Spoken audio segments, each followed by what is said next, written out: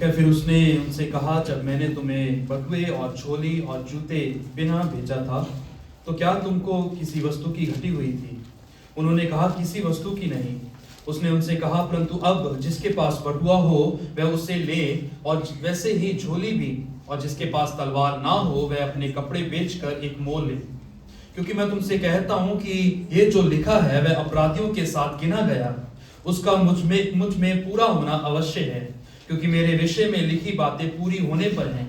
उन्होंने कहा, हे प्रभु, देख, यहाँ 2 तलवारें हैं।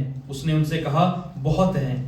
तब वह बाहर निकलकर अपनी रीति के अनुसार जैतून के पहाड़ पर गया, और चेले उसके पीछे हो लिए।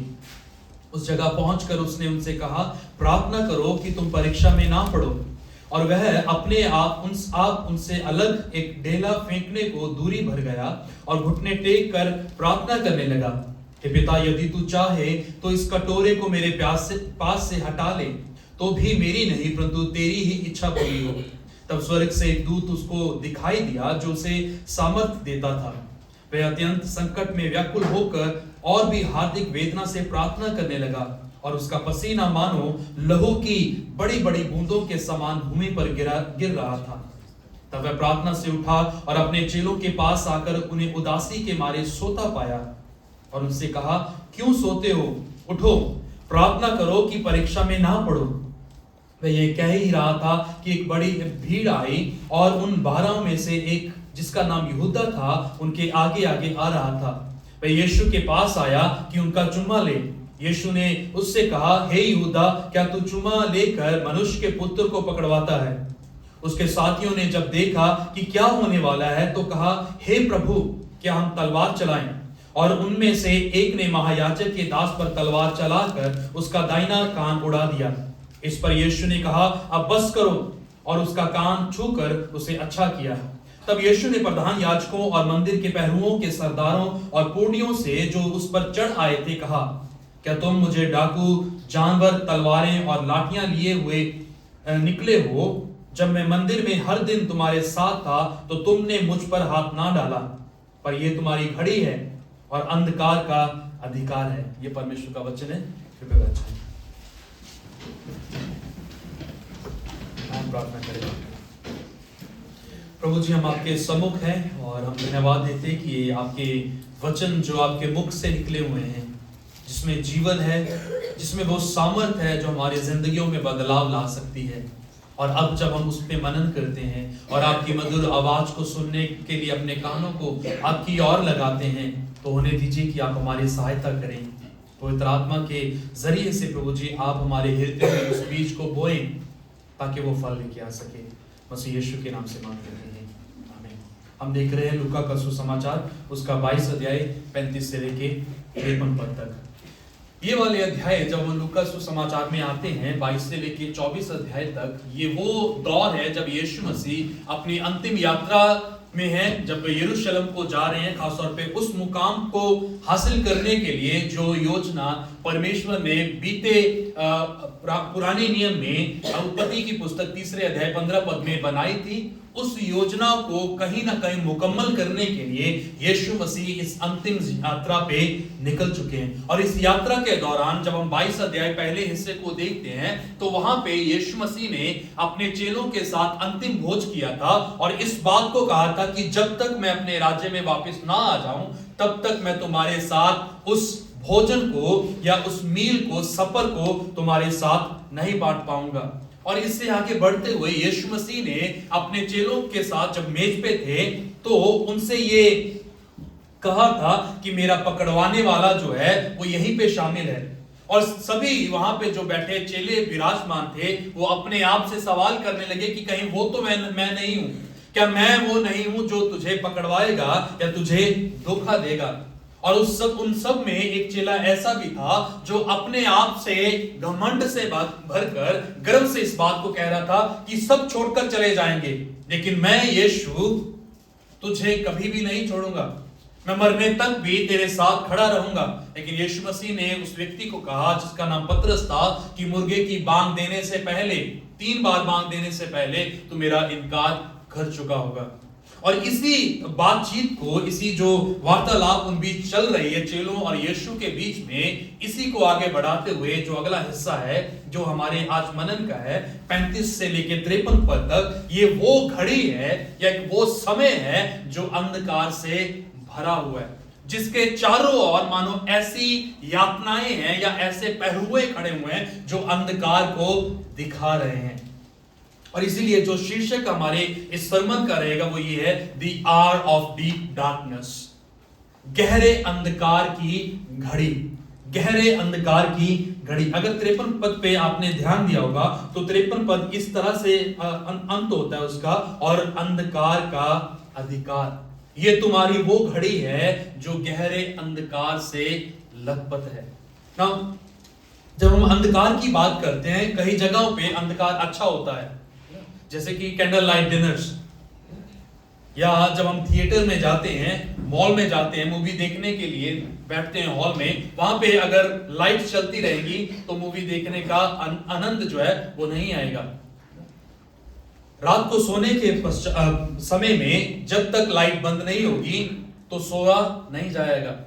आंखें जो है हमारी चरमिराती रहेंगी और हमारी आंखें बार बार खुलती रहेंगी जब तक कमरे में पूर्ण रूप से अंधेरा नहीं हो जाता। इसी प्रकार से कहीं ना कहीं देखा जाए तो अंधकार जो है वो पॉजिटिव भी है, लेकिन जिस अंधकार की घड़ी की बात यहाँ पे लूका विशेष तौर पे यीशु मसीह का वृत्तांत देते हुए लिख रहा है, वो एक ऐसे अंधकार को प्रस्तुत कर रहा है या एक ऐसे अंधकार की चर्चा कर रहा है जिसके बारे में भविष्यवाणियां जो हैं पुराने नियम में कर दी गई थी, और अंततः वो अंधकार का समय जो है आ पहुंचा है। वो अंधकार की, गहरे अंधकार की घड़ी जो है, समय जो है अभी आ चुका है। इसके लिए 3 चीजें जरूरी है जो यीशु मसीह इस खंड में करते हुए हमें दिखाई देंगे। पहला, जो हमारा पहला पॉइंट भी होगा, द प्रिपरेशन फॉर डार्कनेस, अंधकार के लिए तैयारी, जो हम 35 पद से लेके 39 पद तक देखते हैं। यहां पे यीशु मसीह ने, अगर हम 9 अध्याय और 10 अध्याय में देखें लूका के, तो उसमें यीशु मसीह ने जब अपने चेलों को 2-2 के टुकड़ों में भेजा था और फिर 72 को भेजा था, तो यीशु मसीह ने उनको कहा था कि तुम अपने साथ कुछ भी ना लेना, ना तो कपड़े लेना, ना लाठी लेना, कोई भी चीज एक्स्ट्रा आप ना लेके चलना, परंतु यीशु मसीह की तरफ से वो अधिकार जो तुम्हें दिए गए हैं उसके आधार पर तुम लोगों के मध्य में जाना और परमेश्वर के सुसमाचार की खबर जो जीवनों में परिवर्तन लाती है वो उन्हें सुनाना। लेकिन यहाँ पे जब यीशु मसीह अंतिम दौर में है तो यीशु मसीह उसके विपरीत इस चीज को कहते हैं और कहते हैं, जब मैंने तुम्हें बटुए, झोली और जूते बिना भेजा था तो क्या तुमको किसी वस्तु की घटी हुई? और चेलों ने कहा नहीं। उसने उनसे कहा, परंतु अब जिसके पास बटुआ हो वह उसे ले, और वैसे ही झोली भी, और जिसके पास तलवार ना हो वह अपने कपड़े बेचकर तलवार को मोल ले ले, क्योंकि मैं तुमसे कहता हूं जो ये लिखा है वह अपराधियों के साथ गिना गया, उसका मुझ पर पूरा होना अवश्य है। जिसके पास बटुआ नहीं था वो बटुए का अरेंज कर ले, जिसके पास जूते नहीं थे वो जूते का अरेंज कर ले, और जिसके पास लड़ाई करने के लिए तलवार नहीं थी वो तलवार खरीद ले। कैसे भी करके, चाहे वो अपने कपड़ों को बेचे, चाहे 2 जोड़ी में से 1 जोड़ी जूते को गिरवी रखे, लेकिन वो लड़ने के लिए तलवार को ले ले। That shows that these people जो परमेश्वर के चेले हैं और यीशु मसीह के प्रेरित भी होंगे, वो उस युद्ध में अर्थात अंधकार की जो गहराई है उसके साथ लड़ने के लिए तैयार कर दिए गए हैं। जब आप एक कपड़ा पहन के किसी जगह पे जाते हैं तो उसके लिए दर्शाता है कि आप वहां पे रहने नहीं जा रहे हैं, आप वहां पे जा रहे हैं लेकिन उसी शाम को, संध्या को आप वापिस आ जाएंगे। अगर आप सिर्फ जूता पहन के जा रहे हैं और अपनी चप्पल स्लीपर नहीं लेके जा रहे तो इस बात को दिखाते हैं कि आप वहां पे ठहरेंगे नहीं, कि आपको दूसरे जूते की जरूरत पड़े, आप वापस लौट आएंगे। लेकिन यीशु मसीह जब ये कह रहे थे कि तुम अपने बटुए को, अपने कपड़े को, अपने जूते को साथ लेके चलना, जो इस बात को दिखाते कि ये युद्ध है वो लंबा चलेगा, वो शाम तक खत्म नहीं होगा कि तुम अपने आप आसानी से वापस घर लौट आओगे, नहीं होगा। क्योंकि ये लिखा हुआ है कि मैं तुम्हारा स्वामी अपराधियों के संग गिना जाऊंगा और मुझ पर तमाम तरह के इल्जाम, तमाम तरह के दोष जो है वो मुझ पर दाग दिए जाएंगे और मुझे चोरों के संग, डाकुओं के संग लटका दिया जाएगा। और इसीलिए जरूरी है कि इस अंधकार की तैयारी जो है वो की जा सके। हम जब अपने जीवन को देखते हैं, खासतौर पे हम अपने मसीही जीवन को जो यीशु मसीह के साथ हमारा है, उसमें हम अंधकार से लड़ने के लिए, जूझने के लिए, उस पे विजय पाने के लिए किस तरह से तैयारी करते हैं, या हम प्रत्येक दिन उसमें बने रहते हैं। अगर तुम्हारे पास तलवार नहीं है तो यीशु मसीह कहते हैं कि अपने कपड़ों को जो आपके पास है उसको गिरवी रखकर उस तलवार को ले लो, जो बहुत जरूरी है।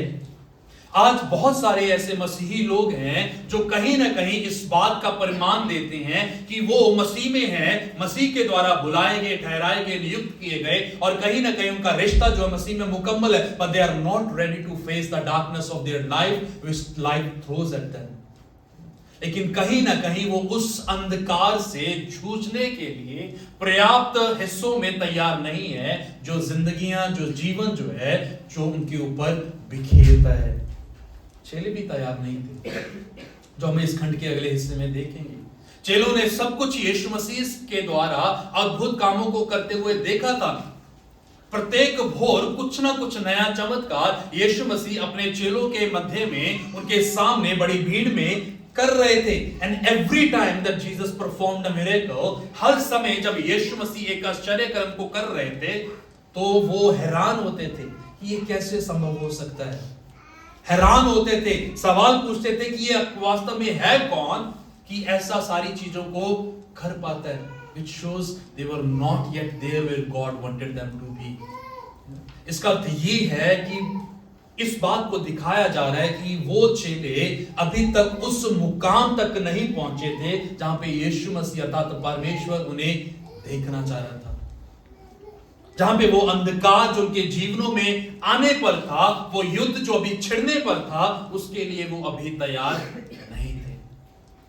वो हैरान थे कि पहले तो हमें कोई जूते, कोई कपड़े, कोई बटुआ लेने के लिए मना कर दिया था, लेकिन अभी रूल्स जो है गेम के वो बदल चुके हैं।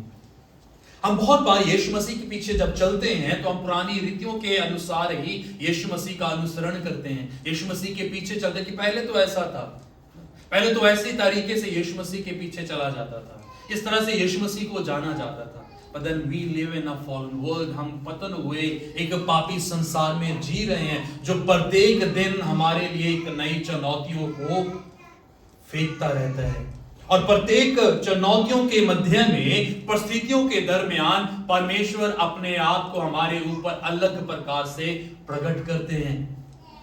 और हम इतने भोले हैं कि हम उसी पुरानी रीतियों के अनुसार परमेश्वर को जानना और उसका अनुसरण करना चाहते हैं, क्योंकि जिस तरह से परमेश्वर ने अपने आप को अब्राहम के ऊपर प्रकट किया था, उसी प्रकार से उसने मूसा पे नहीं किया।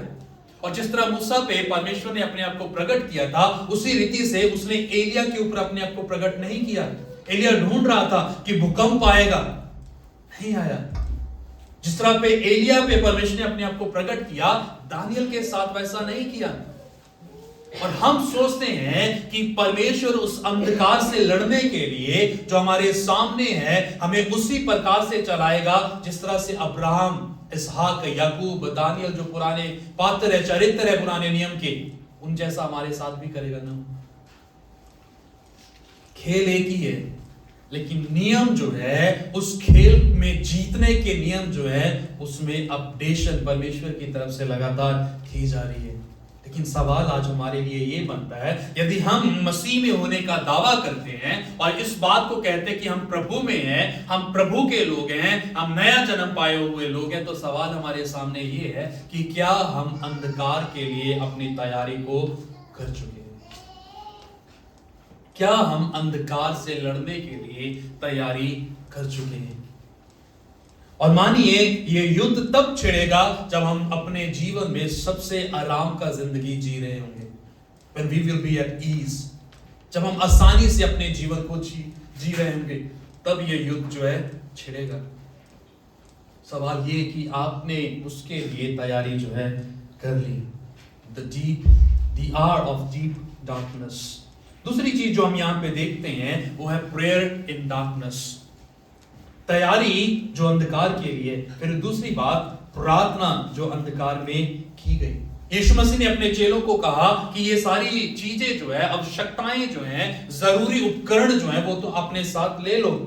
लेकिन अपनी रीति के अनुसार 39 पद में बताता है कि वो जैतून के पहाड़ पर चला गया और चेलों को उसने पीछे छोड़ दिया और वहां पहुंचकर उसने कहा, प्रार्थना करो कि तुम परीक्षा में ना पड़ो। और वह अपने आप उनसे अलग एक ढेला फेंकने को दूरी भर गया और घुटने टेक कर प्रार्थना करने लगा।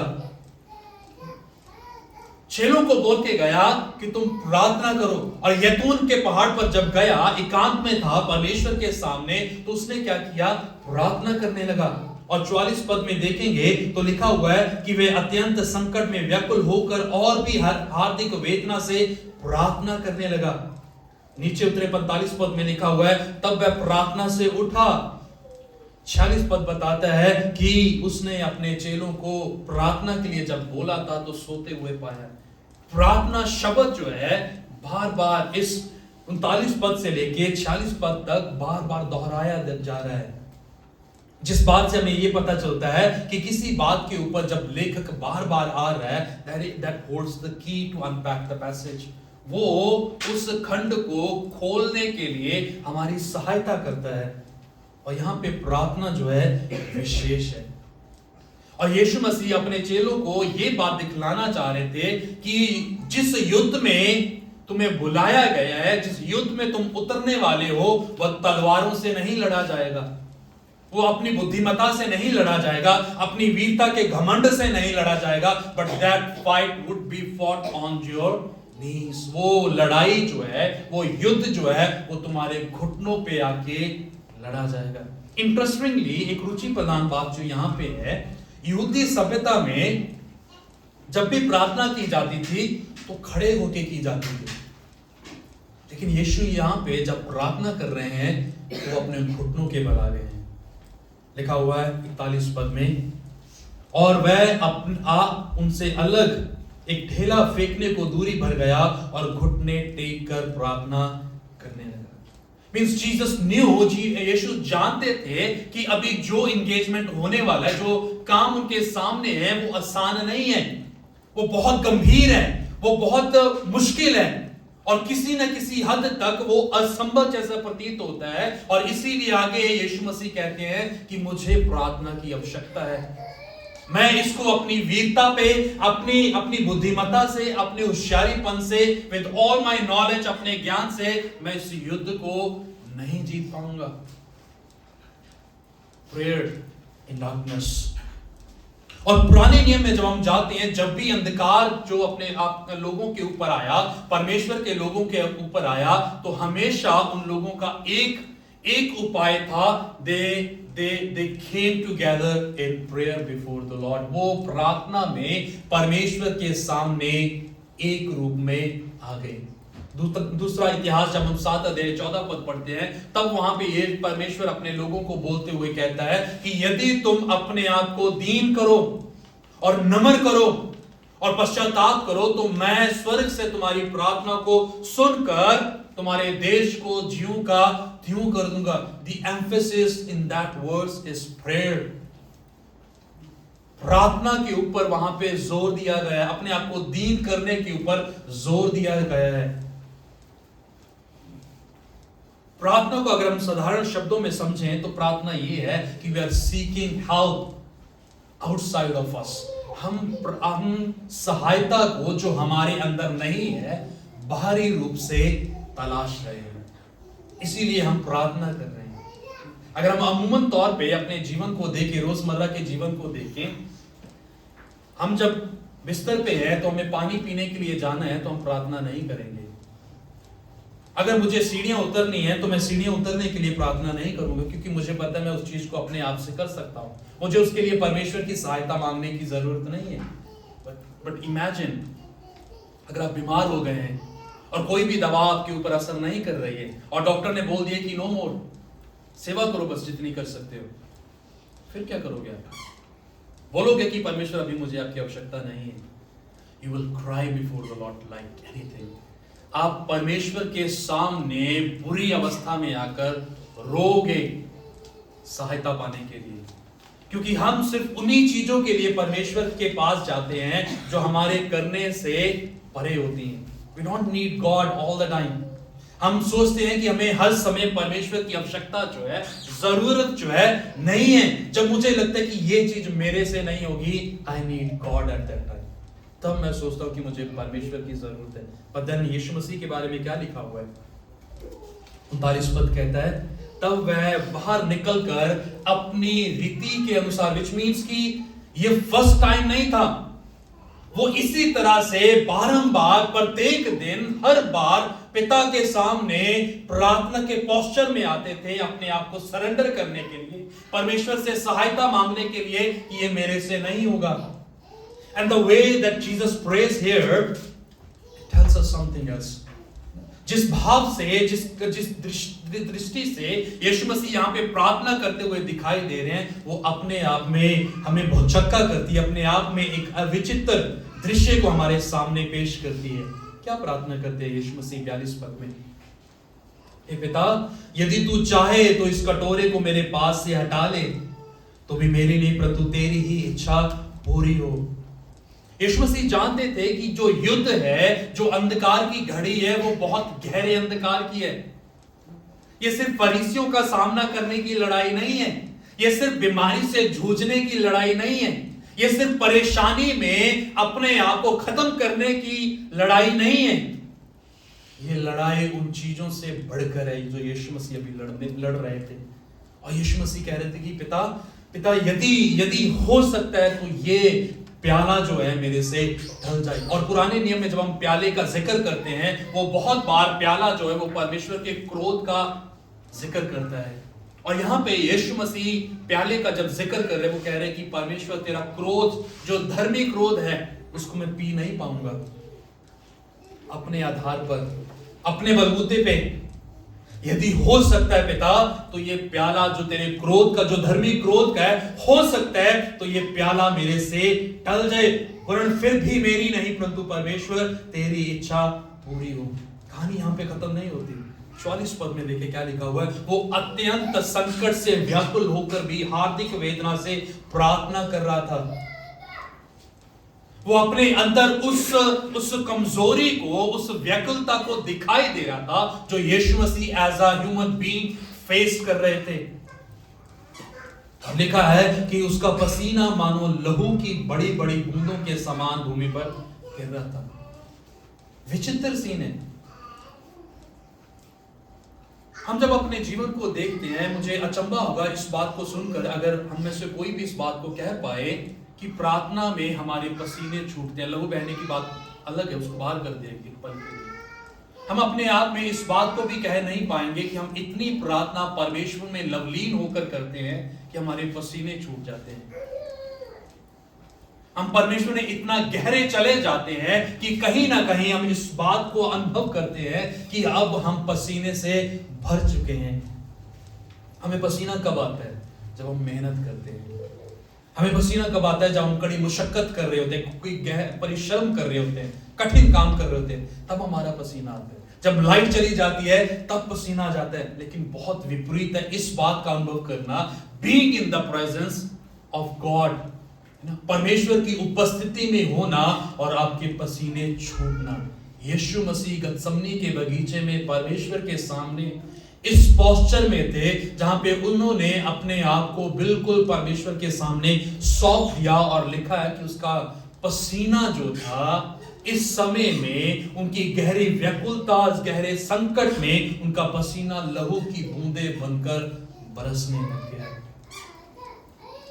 Which tells us, जो हमें बताता है कि जब तक प्रार्थना हमारे जीवन में नहीं होगी, हम उस लड़ाई को जिसमें हम उतरे हुए हैं उसको जीत नहीं सकते। Remember, Jesus was not just a human being. इस बात को याद रखें कि यीशु मसीह केवल मनुष्य नहीं थे, he was fully God that time। पूर्ण रूप से 100% यीशु मसीह उस समय में परमेश्वर भी थे। But then even then also, उसके बावजूद भी यीशु मसीह इस बात को कह रहे थे कि परमेश्वर यदि तेरी इच्छा है तो ये पूरा किया जाए। 45 पद में जब हम आते हैं वहां पे लिखा हुआ कि तब वह प्रार्थना से उठा और अपने चेलों के पास आकर उन्हें उदासी के मारे सोता पाया और उनसे कहा, क्यों सोते हो? उठो, प्रार्थना करो, परीक्षा में ना पड़ जाओ। उठो, प्रार्थना करो, परीक्षा में ना पड़ जाओ। Now if we evaluate ourselves, यदि हम अपने जीवन का मूल्यांकन करना शुरू करें तो हम पाएंगे कि हम उठ तो रहे हैं, परीक्षा में गिर रहे हैं। जो बीच का पोर्शन है वो इसीलिए हो रहा है क्योंकि प्रार्थना नहीं कर रहे हैं। Every time the disciples of Jesus Christ faced with difficulty, they fell there. जब भी यीशु मसीह के चेलों का सामना किसी भी समस्या के साथ हुआ, वो उसमें गिर गए। क्यों? क्योंकि वो प्रार्थना में मजबूत नहीं है। किसी परमेश्वर के दास ने कहा है इस प्रकार से कि when you are not able to stand, kneel down. परमेश्वर के दास ने कहा है कि अगर तुम खड़े नहीं रह सकते तो अपने घुटनों के बल आ जाओ। मीन्स कि तुम अपनी क्षमताओं को, अपनी काबिलियत को, अपनी कमजोरी, संघर्ष को परमेश्वर को अपने घुटनों के बल आके सौंप दो। और उदासीय चीज ये थी कि पिछले हिस्से में यीशु मसीह अपने चेलों को बोल रहे थे कि तुम तैयारी करो क्योंकि गहरा अंधकार तुम्हारा सामना करने के लिए तैयार खड़ा हुआ है, तैयारी करो। लेकिन यहाँ पे तुरंत बात क्या हुआ? वो चेले सुने तो सही, अलार्मिंग सिचुएशन के बारे में उन्होंने चिंता तो जताई, लेकिन क्या हुआ? They were all sleeping. बहुत बार हम बहुत सारी चीजों के बारे में चिंता करते हैं, फिक्र करते हैं। जैसे भाई राजेंद्र ने आराधना में शुरू करने पे इस बात को कहा था कि आप किस एक बात की चिंता कर रहे हैं? We all worry. हम सभी लोग चिंतित हैं, लेकिन what we are doing about that worry?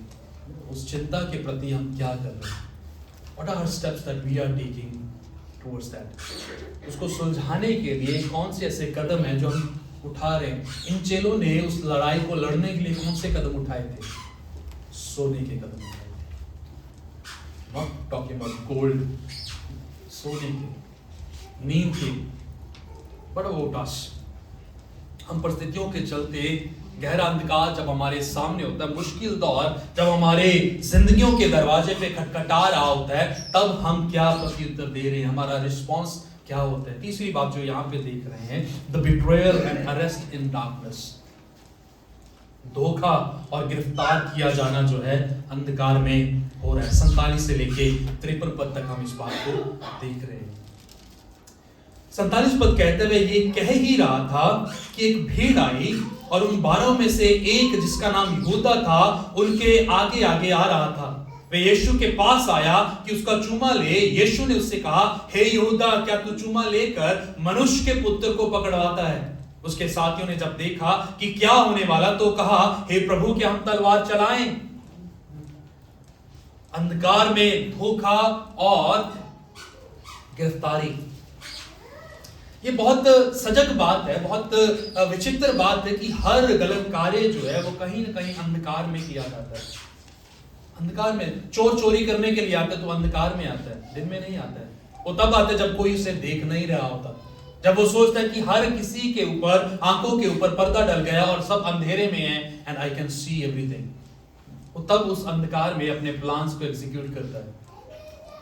और यहाँ पे यीशु मसीह का चेला जिसका नाम यहूदा इस्करियोती है, वो यीशु मसीह को पकड़वाने, गिरफ्तार करने के लिए, अर्थात धोखा देने के लिए अंधकार में आया। लेकिन जो बात हैरान कर देने वाली है, तो प्रोसेस ऑफ बिट्रेयल, धोखा देने की जो प्रक्रिया है वो किस तरह से की जा रही है।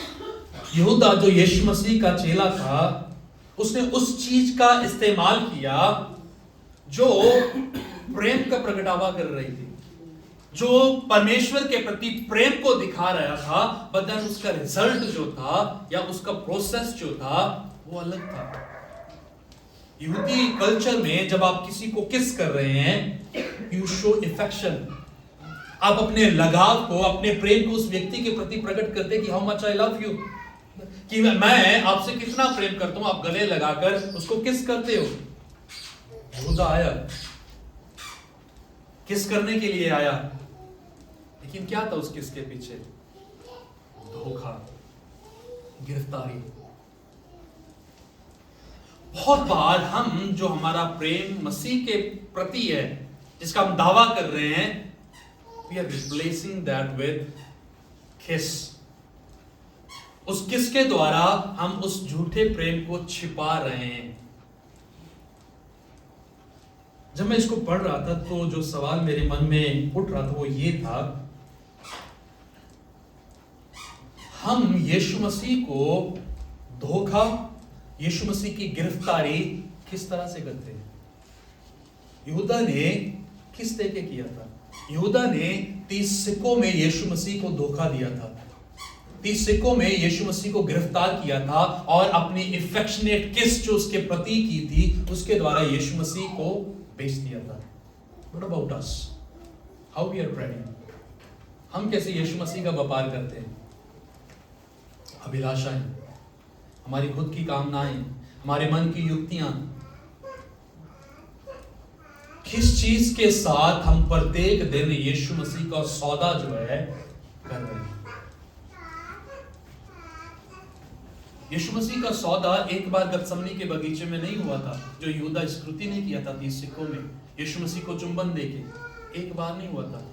We as his people are betraying Jesus almost every day, almost every moment, passing moment।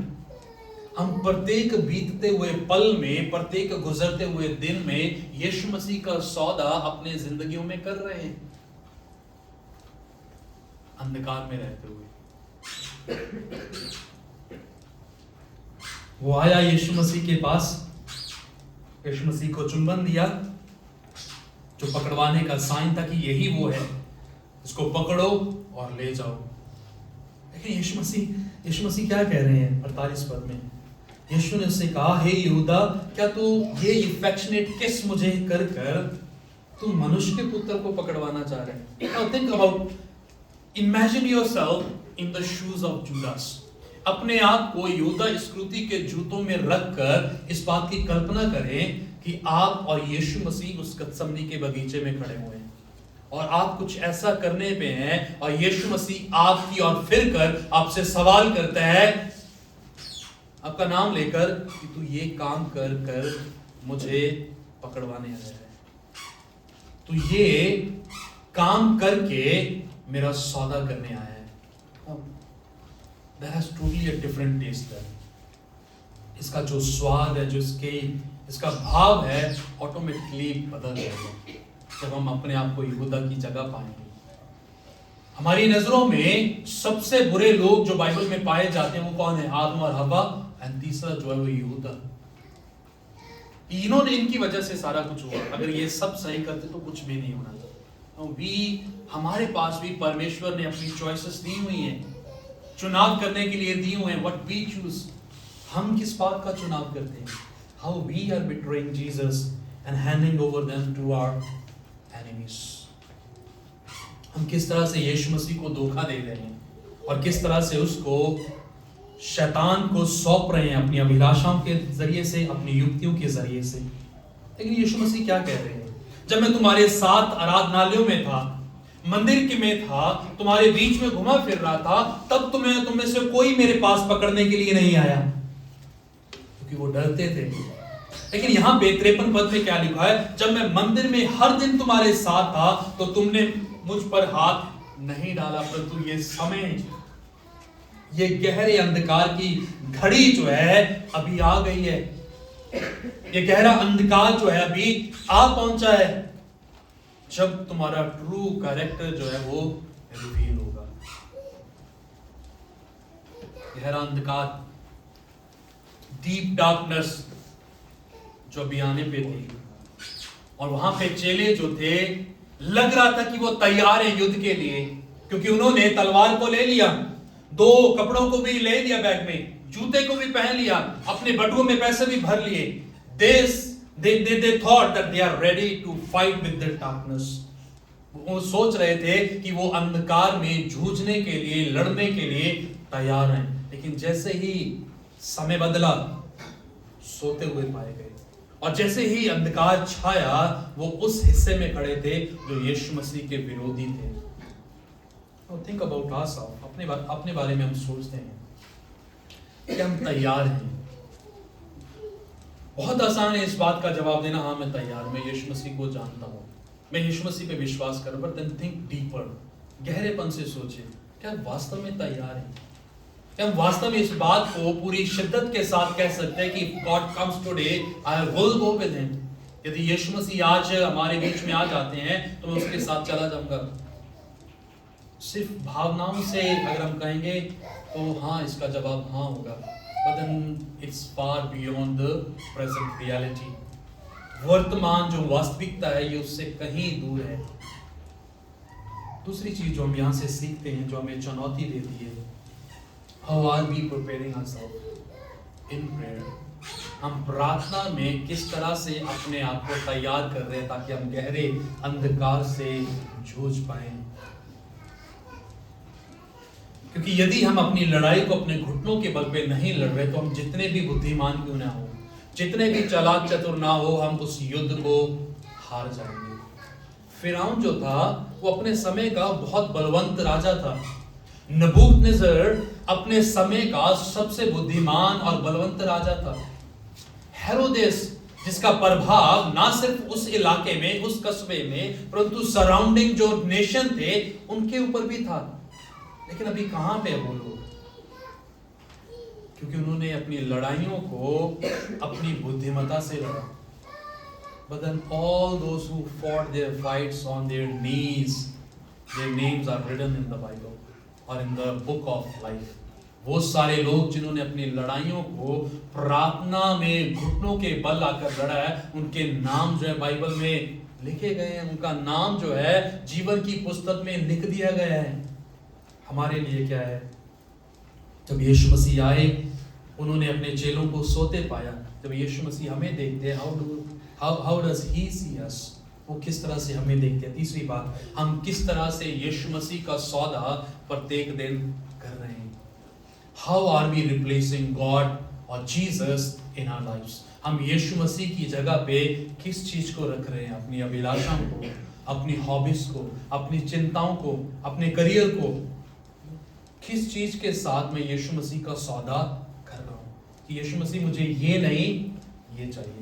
जिस तरह से उस समय में यहूदी लोगों ने मांगा था, बोला कि हमें यीशु नहीं परंतु हमें क्या चाहिए? बरअब्बास चाहिए। He would be a better man for us to deliver. वो बेहतर मनुष्य होगा हमारे लिए, हमारा ध्यान रखने के लिए। यीशु मसीह को उन्होंने नकार दिया, सौदा किया उन्होंने। हम किस तरह से यीशु मसीह का सौदा जो है कर रहे हैं? ये तुम्हारी घड़ी है, ये अंधकार का अधिकार है। We all are living in that time. हम उस गहरे अंधकार की घड़ी में, समय में, यानी कि अंत के दिनों में हम जी रहे हैं। और सवाल ये है कि हम उसके लिए अपने आप को कैसे तैयार कर रहे हैं। आइए प्रार्थना करिए। प्रभु जी, हम आपका धन्यवाद देते हैं जब चुनौतियां हमारे सामने हैं, मुश्किल दौर में हम लिपटे हुए हैं, और कहीं ना कहीं प्रभु जी हमारे सामने ये चुनौती है कि प्रभु ये चीजें हम नहीं कर पाएंगे, इस चीज से प्रभु जी हम छूट नहीं पाएंगे, इस चीज के ऊपर कभी भी हम विजय नहीं पा सकेंगे।